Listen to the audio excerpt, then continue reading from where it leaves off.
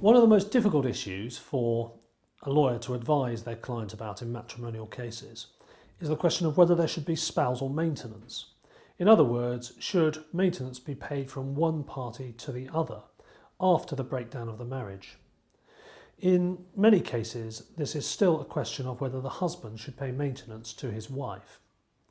Husbands, after marriages, are very often highly resistant to paying maintenance to their wives, whereas wives may be in extreme need of maintenance because they've been out of the job market for a long time and they don't necessarily have the experience an employer's looking for when they try to get a job to try and build their income. And in those circumstances, a court will be called upon to decide whether there should be spousal maintenance. Well, how does a court look at that issue? The easy answer is to say that the court looks at the factors listed under Section 25 of the Matrimonial Causes Act to help it decide whether there should be maintenance. But that doesn't really give you much of a clue. So I've broken it down into three elements. Element 1 is whether there should be maintenance at all. Point 2 is if there should be maintenance, how much should it be?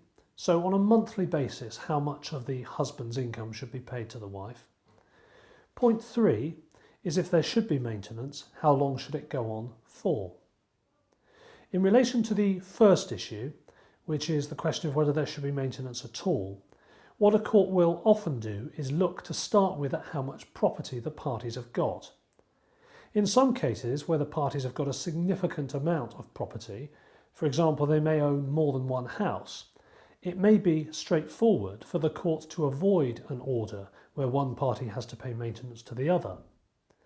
Under Section 25A of the Matrimonial Causes Act, the court is supposed to try and help the parties achieve a clean break, if that can be achieved. That means an order where neither party has any claim in the future against the other, and there's no maintenance being paid from one party to the other.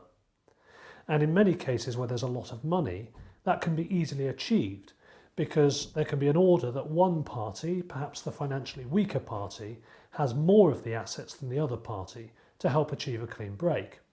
So in our archetypal situation where the husband is going out to work and the wife isn't, that would be a situation where the husband may be prepared for his wife to have 55% or even up to 70% perhaps of the assets in order to achieve a clean break so that he knows his wife will have no claim against him in the future.